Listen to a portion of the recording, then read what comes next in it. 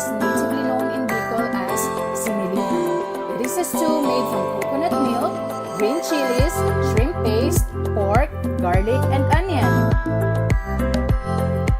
And without further ado, let's start cooking. First, we need to heat the pan and add a little amount of cooking oil. Add the pork and brown it.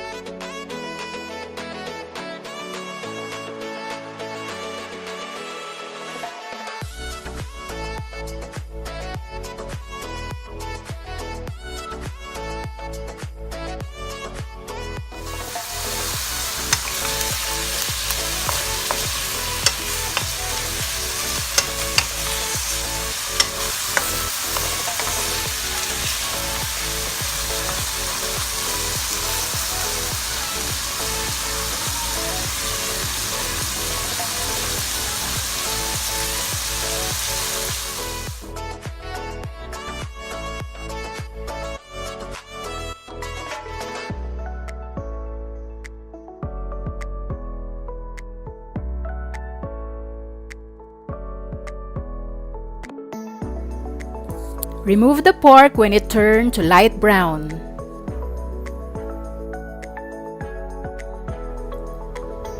And then we need to saute the garlic, onion, and ginger.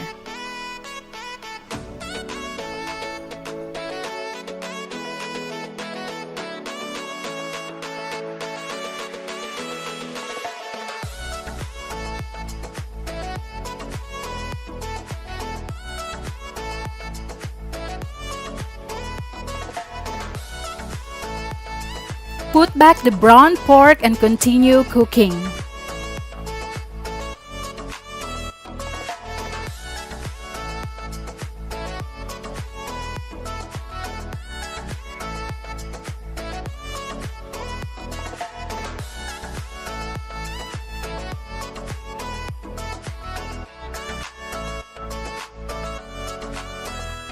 Put in 1.5 tablespoons of shrimp paste and stir it for a minute.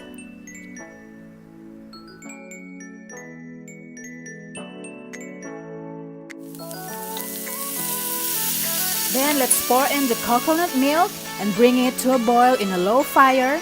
Simmer for 35 minutes or until the meat is tender.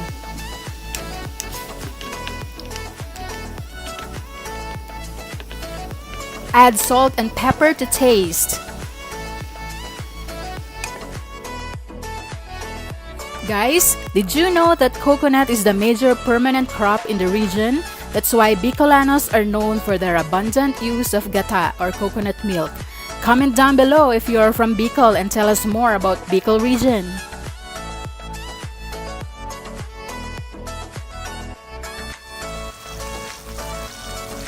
And there you have it! Serve hot with steamed rice and enjoy!